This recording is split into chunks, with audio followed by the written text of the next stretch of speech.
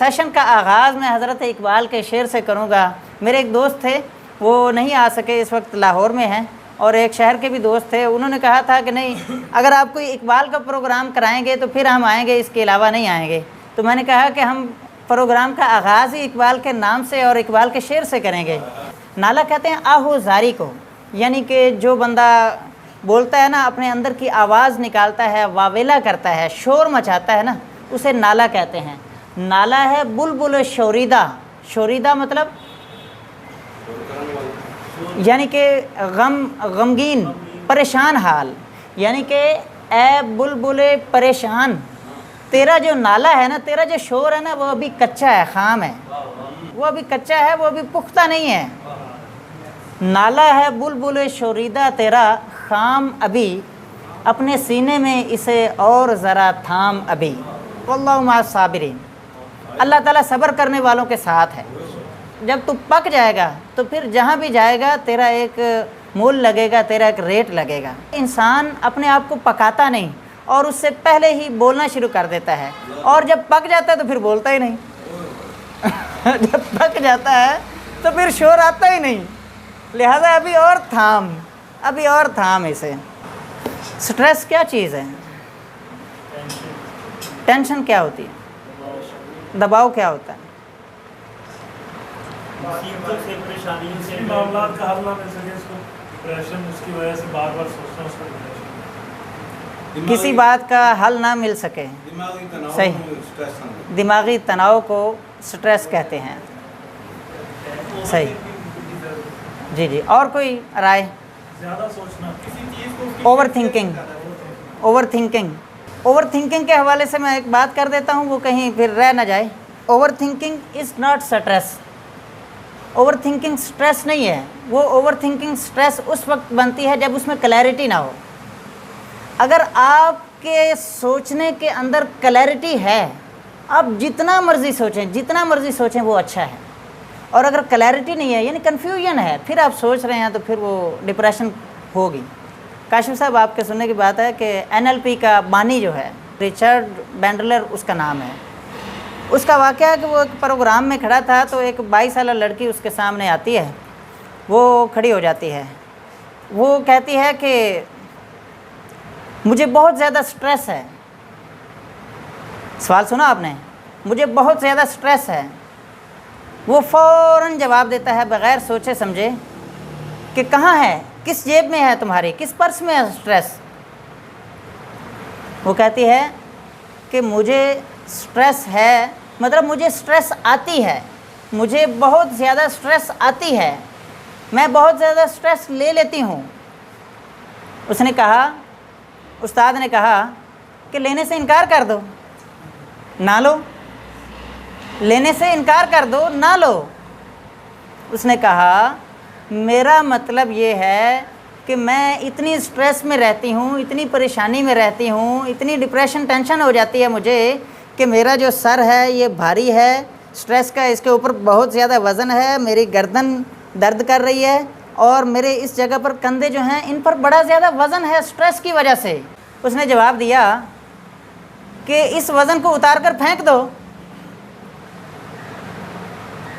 یہ وہ الفاظ آپ کو سنا رہا ہوں کہ 3 جواب دیے، چھوٹے چھوٹے اس نے جواب دیے، اور وہاں پر جو سامنے بیٹھے تھے نا سامعین، وہ لاکھوں روپے بھر کر بیٹھے تھے، اور یہ وہ لوگ بیٹھے تھے جو لوگوں کو پڑھاتے تھے سٹریس مینجمنٹ۔ اور وہ کس طرح پڑھاتے تھے؟ وہ یہ سوچتے تھے کہ جب کسی کے سٹریس دور کرنی ہوتی ہے تو اس سے پوچھا جاتا ہے، ہاں بھائی سٹریس، اچھا تمہیں سٹریس ہے تو اس کی وجہ کیا ہے، کیوں ہوئی سٹریس، کس کی وجہ سے ہوئی، اور کیا ہوا، پھر کیا ہوا؟ پھر وہ جناب ساری غیبتیں کی جاتی ہیں، سب کچھ کیا جاتا ہے، اور پھر اس کے بعد کوئی نہ کوئی حل یا کوئی دوائی یا کچھ کیا جاتا ہے اور کچھ دیا جاتا ہے۔ تو بڑے استاد نے کیا کیا؟ اس نے کہا اگر تم سٹریس لیتی ہو تو نہ لو، اگر تمہارے اوپر وزن ہے تو اسے اتار دو، پھینک دو۔ اچھا یہ کیا ہے؟ جس طرح کہتے ہیں نا محبت کی نہیں جاتی ہو جاتی ہے، تو سٹریس بھی کی نہیں جاتی یہ ہو جاتی ہے، یہ کیا معاملہ ہے؟ سٹریس لی جاتی ہے یہ ہو جاتی ہے؟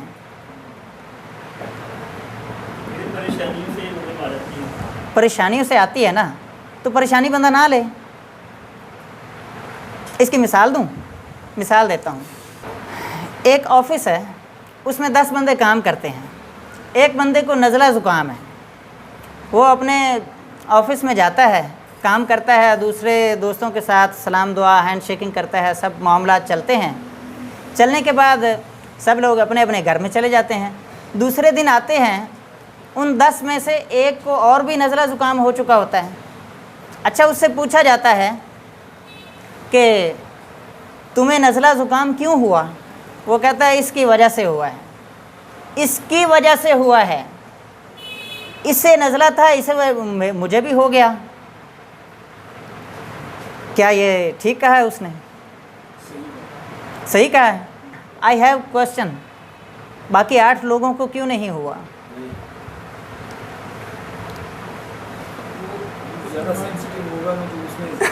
زیادہ سینسٹیو ہوگا, اس کا امیونٹی سسٹم کمزور ہوگا, اس وجہ سے ہو گیا. اس کا امیونٹی سسٹم کیا تھا؟ کمزور تھا, اس وجہ سے اسے ہو گیا. اور جن کا امیونٹی سسٹم مضبوط تھا ان کو نہیں ہوا. تو اسی طرح جن کا مینٹل لیول مضبوط ہوتا ہے ان کو کچھ بھی نہیں ہوتا, اور جن کا مینٹل لیول کمزور ہوتا ہے وہ سٹریس میں آ جاتے ہیں, وہ ٹینشن لے لیتے ہیں. بالکل ایسے ہی ہے نا. آپ ریسرچ کر کے دیکھیے گا, آپ کو پتہ چلے گا دنیا کی جو تاریخ ہے شروع سے لے کر اب تک, دنیا میں سب سے زیادہ بندے جنگوں کی وجہ سے نہیں مرے. دنیا میں سب سے زیادہ بندے ہارٹ اٹیک کی وجہ سے, شوگر کی وجہ سے, دیگر ڈیزیزز کی وجہ سے نہیں مرے. دنیا میں سب سے زیادہ بندے سٹریس کی وجہ سے مرے ہیں. سٹریس ایک زہر ہے. پرانے وقتوں میں پتہ کیا ہوتا تھا؟ بادشاہ کو مارنا ہوتا تھا تو ایک طریقہ یہ اپنایا جاتا تھا کہ اس بادشاہ کے باورچی کو خریدا جاتا تھا اور باورچی اسے زہر دیتا تھا. ایک دن میں نہیں, ایک دن میں نہیں, وہ تقریباً 1 سال لگ جاتا تھا اسے بادشاہ کو مارنے میں.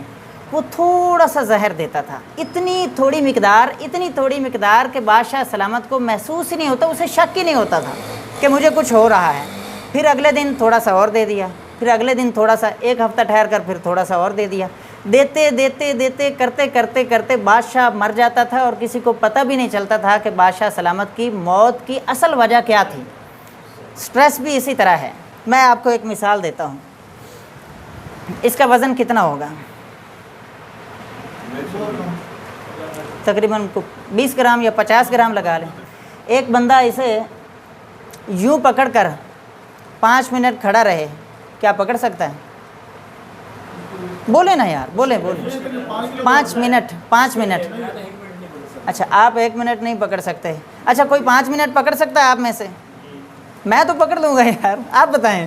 کاشف صاحب کے مسلز اچھے ہیں یہ تو. اچھا, کوئی آپ میں سے غلام رسول صاحب 1 گھنٹہ پکڑ سکتا ہے؟ اچھا, نہیں اپنا بتانا ہے آپ نے. 1 گھنٹہ. اچھا, اسی کو لے جائیں, آگے لے جائیں. 24 گھنٹے کون اس طرح ایک مرتبہ بھی یوں نیچے نہ ہو 24 گھنٹوں کے لیے. اگر اسی چیز کو ہم 1 ہفتے پر لے جاتے ہیں تو ڈاکٹروں کی تحقیق ہے, یہ جتنی بھی میں باتیں کروں گا نا اس وقت یہ تحقیق شدہ ہوں گی.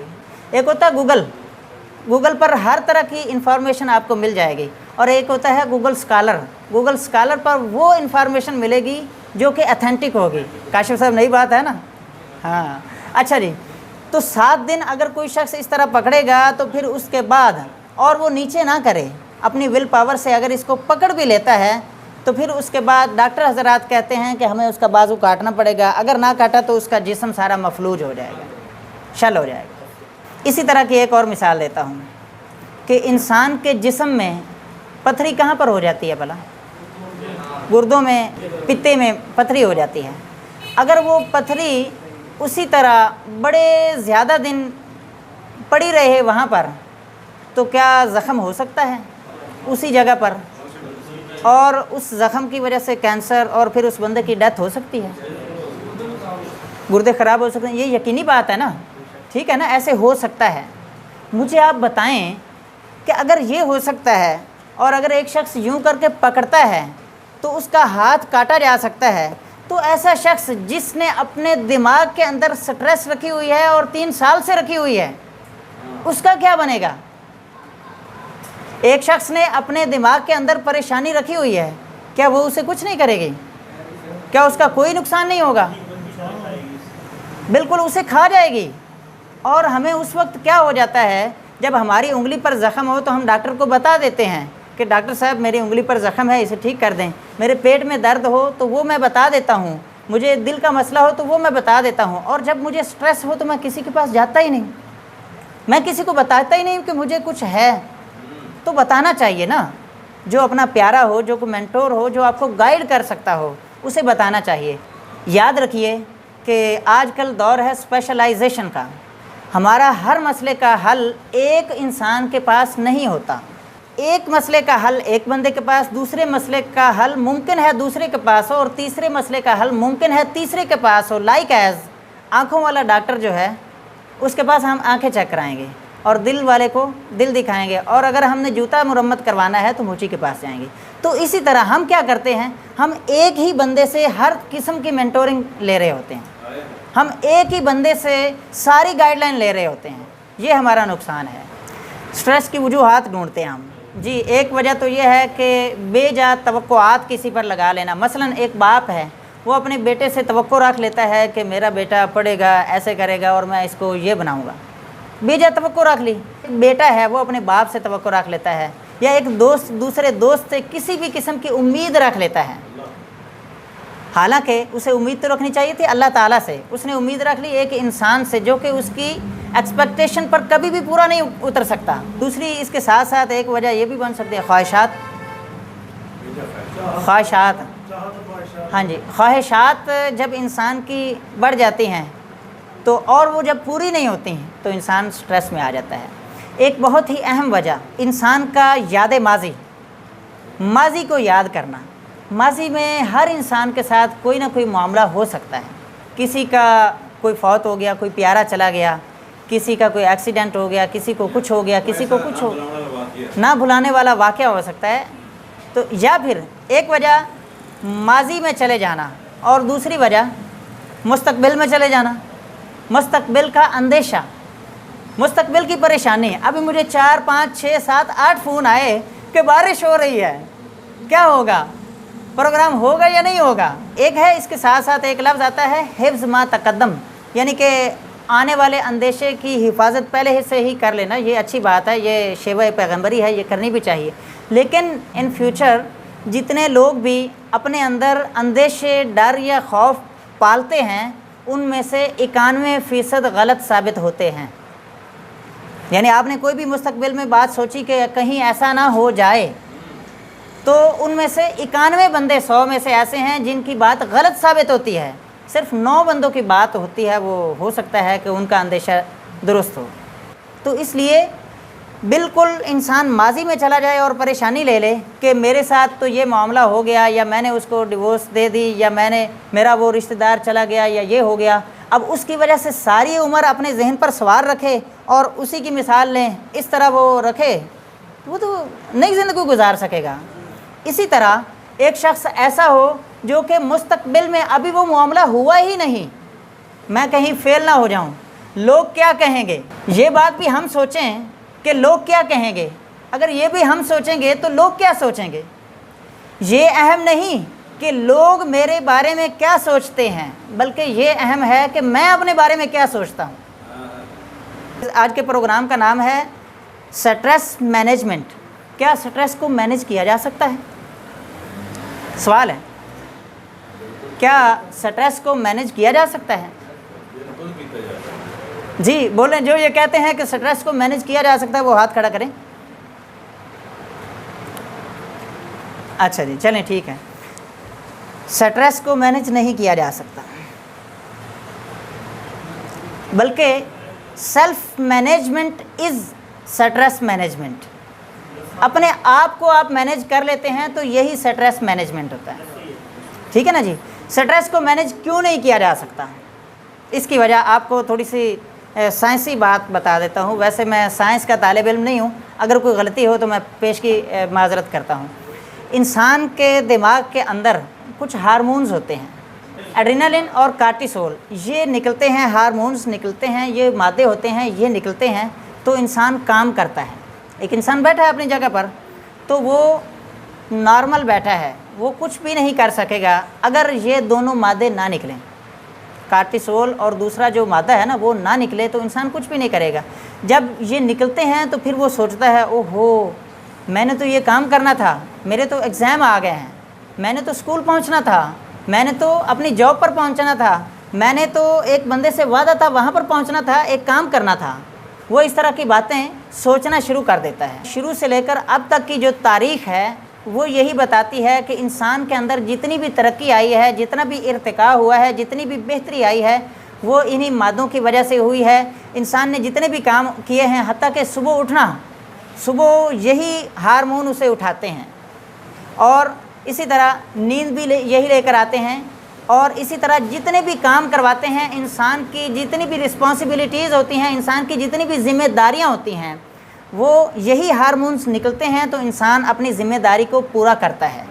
अपने घर की ज़िम्मेदारी, अपने काम वाली जगह की ज़िम्मेदारी, अपने मुआशरे की ज़िम्मेदारी, अपने खुदा की ज़िम्मेदारी, जितनी भी ज़िम्मेदारियां हैं वो इन्हीं हार्मोन्स की वजह से पूरा करता है। अगली बात यह है कि जब यही हार्मोन्स मिकदार से ज़्यादा निकल जाते हैं, यही हार्मोन मिकदार से ज़्यादा निकल जाते हैं तो इसका नाम स्ट्रेस होता है।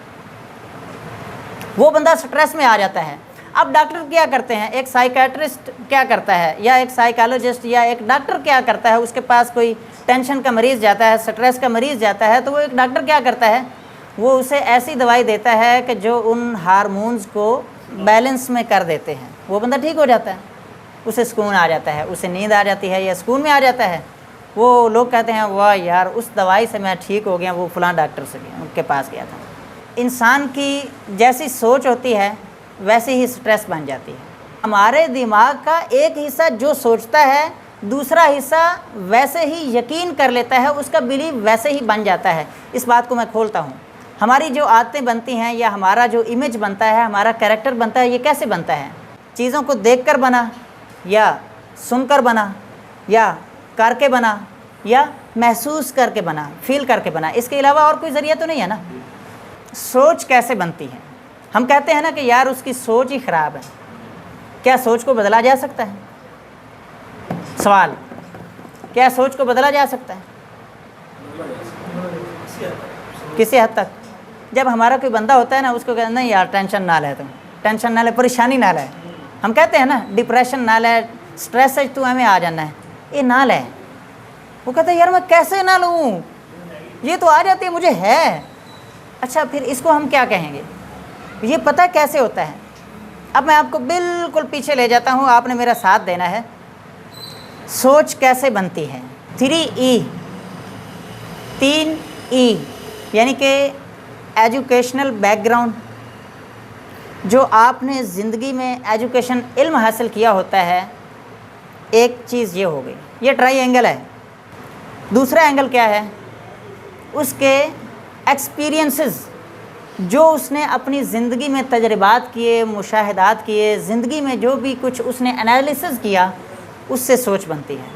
और तीसरा है उसका एनवायरनमेंट, उसके घर का माहौल, उसकी गली का माहौल, उसके महल्ले का माहौल, उसके शहर का और उसके मुल्क का और उसकी दुनिया का माहौल। वो गर्म इलाके में रहता है, ठंडे इलाके में रहता है, वो मजहबी लोगों में बैठता है या शराबियों में बैठता है या बंडों में बैठता है, यानी कि उसका एनवायरनमेंट क्या है, उसका माहौल कैसा है। तो ये तीन चीज़ें जब मिलती हैं, मैंने क्या कहा, मेरे साथ बोलें, सबसे पहले क्या थी?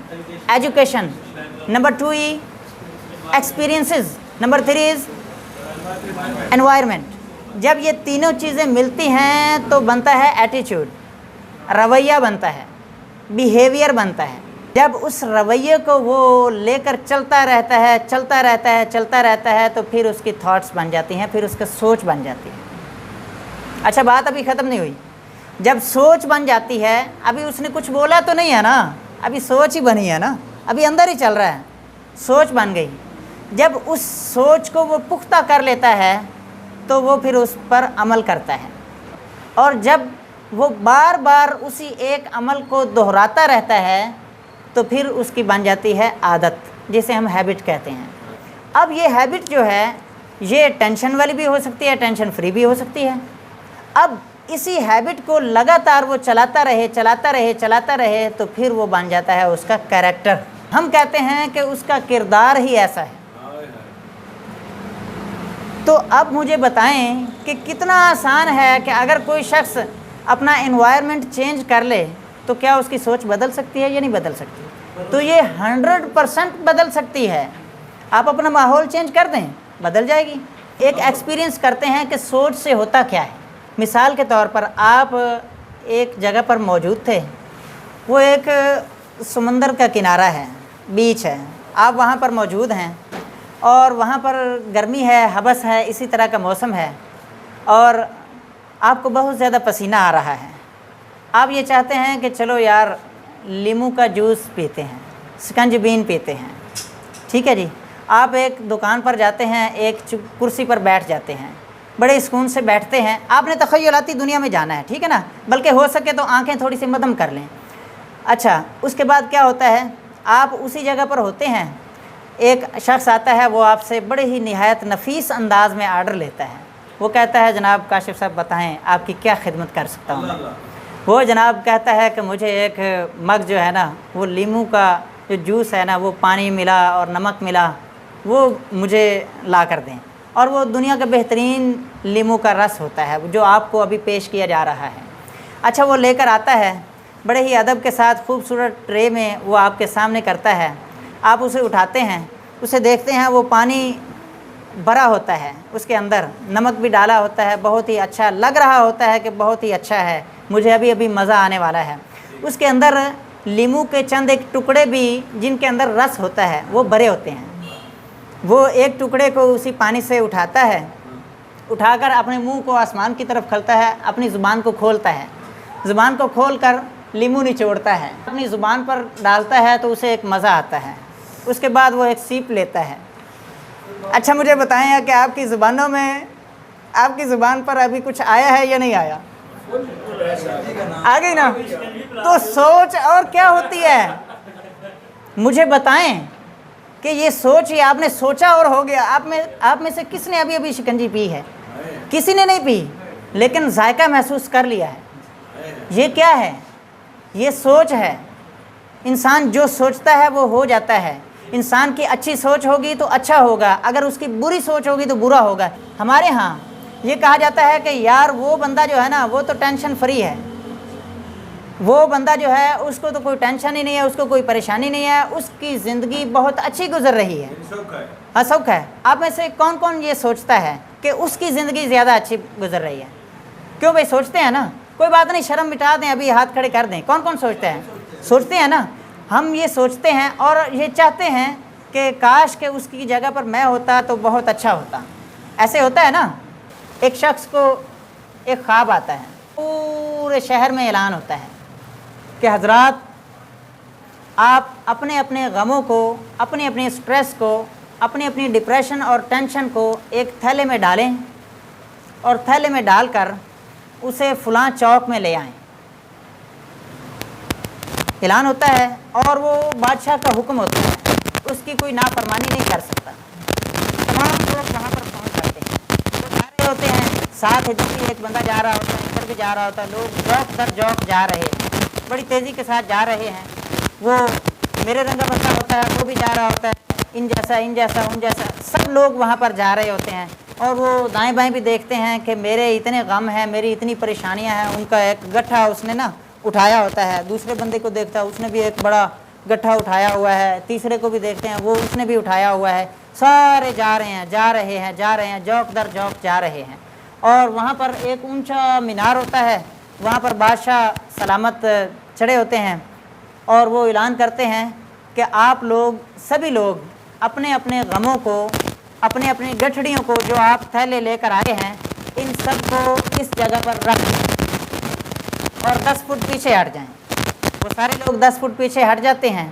اب یہ اعلان ہوتا ہے کہ آپ لوگ اس طرح کرو کہ آپ کو ایک گٹھڑی اٹھانے کی اجازت دی جاتی ہے، کہ ایک گٹھڑی، آپ کو جو بھی گٹھڑی پسند ہے، جو بھی تھیلا پسند ہے، کسی اور کا تھیلا آپ اٹھا لو، کیونکہ آپ یہ چاہتے ہیں کہ اس کے غم تھوڑے ہیں اور میرے غم زیادہ ہیں، تو اس لیے یہ پروگرام منعقد کیا گیا ہے کہ کسی اور کے غم اٹھا لو جا کر۔ اب وہ سارے سوچتے ہیں اوہ ہو یہ کیا ہوا، اس کے غم تو مجھ سے بھی زیادہ ہیں، اور تیسرے کے اس کے تو اچھا، وہ جو وہاں پر حسین لوگ بھی موجود تھے وہ بھی اپنی گٹھڑی لے کر کھڑے تھے، وہاں پر برکت والے بھی موجود تھے وہ بھی اپنی گٹھڑیاں لے کر کھڑے تھے، وہاں پر وہ لوگ بھی کھڑے تھے جو دوسروں کو ہنساتے تھے وہ بھی اپنی گٹھڑیاں لے کر کھڑے تھے، وہاں پر غریب بھی تھے، امیر ترین بھی لوگ کھڑے تھے، جن کو ہم کہتے تھے کہ یہ شخص تو روزانہ جہاز پر سفر کرتا ہے، وہ بھی اپنا ایک بہت بڑا گٹھڑ لے کر کھڑا تھا۔ سارے لوگ وہاں پر موجود تھے۔ اب ہاں جی، وڈی گڈڑی، اچھا وہاں پر لے کر موجود تھے۔ اب جیسے ہی اعلان ہوتا ہے اور کہا جاتا ہے کہ جب 10 تک گنتی گنی جائے گی، اس کے بعد ہر ایک شخص نے کسی اور کی گٹھڑی اٹھا لینی ہے جو اس کو پسند ہو۔ تو اب میرے جیسا بندہ بھی وہاں پر کھڑا ہوتا ہے، میں سوچتا ہوں کہ یار میں کس کی اٹھاؤں، میں کس کی گٹھڑی اٹھاؤں، کیونکہ کسی اور کی گٹھڑی میں کوئی اور غم ایسا نکل آیا جو ابھی بھی نیا ہوا، تو پھر میرا کیا بنے گا؟ میں تو بڑا پریشان ہوں، کسی کے پاس اور غم نکل آیا، اتنے بڑے بڑے غم پڑے ہیں۔ تو 1 2 3 4 5 6 7 8 9 10، جیسے ہی 10 ہوتا ہے سب لوگ بھاگتے ہیں اور اپنی اپنی گٹھڑی اٹھا لیتے ہیں اور اپنی گٹھڑی اٹھا کر واپس جا رہے ہوتے ہیں۔ لیکن فرق یہ ہوتا ہے کہ جب جا رہے ہوتے ہیں تو ان کی سوچ میں ہوتا ہے کہ میری گٹھڑی جو ہے وہ بہت بھاری ہے، بہت بڑی ہے، لیکن جب واپس آ رہے ہوتے ہیں تو ان کو ہلکا پن محسوس ہوتا ہے، وہ کہتے ہیں نہیں یہ ٹھیک ہے، میرا غم ٹھیک ہے، جو میرا غم ہے نا وہ مجھے ہی ٹھیک ہے۔ آپ کے خدا نے آپ کو جہاں پر رکھا ہے وہ ٹھیک رکھا ہے۔ وَأَلَّيْسَ لِلْإِنسَانِ إِلَّا مَا سَعَىٰ، اللہ تعالیٰ کسی پر اس کی طاقت سے زیادہ بوجھ نہیں ڈالتا۔ لا يكلف اللہ نفسا الا وسعها، قرآن کہ اللہ تعالیٰ کسی کو اس کی طاقت سے زیادہ تکلیف دیتا ہی نہیں، اور اللہ تعالیٰ نے فرمایا لا تقنطوا من رحمت اللہ، میری رحمت سے نا امید نہ ہو جاؤ۔ تم لوگوں سے امیدیں کیوں لگاتے ہو؟ میری طرف آؤ، میری طرف آؤ، میرے پاس آ جاؤ، میں تمہاری امیدیں پوری کروں گا۔ اور اللہ تعالیٰ نے حضور علیہ الصلوۃ والسلام کی زبان کو قرآن پاک میں فرمایا کہ لا تحزن ان اللہ معنا، غم نہ کرو، اللہ تمہارے ساتھ ہے۔ جب اللہ تمہارے ساتھ ہے تو تمہیں کس غم کی ضرورت ہے؟ کیا آپ یہ سمجھتے ہو کہ آپ کا خدا نعوذ باللہ چھوٹا ہے اور آپ کی تکلیفیں بڑی ہیں؟ یہ مت کہو خدا سے کہ میری مشکلیں بڑی ہیں، ان مشکلوں سے کہہ دو میرا خدا بڑا ہے۔ بہت شکریہ جی۔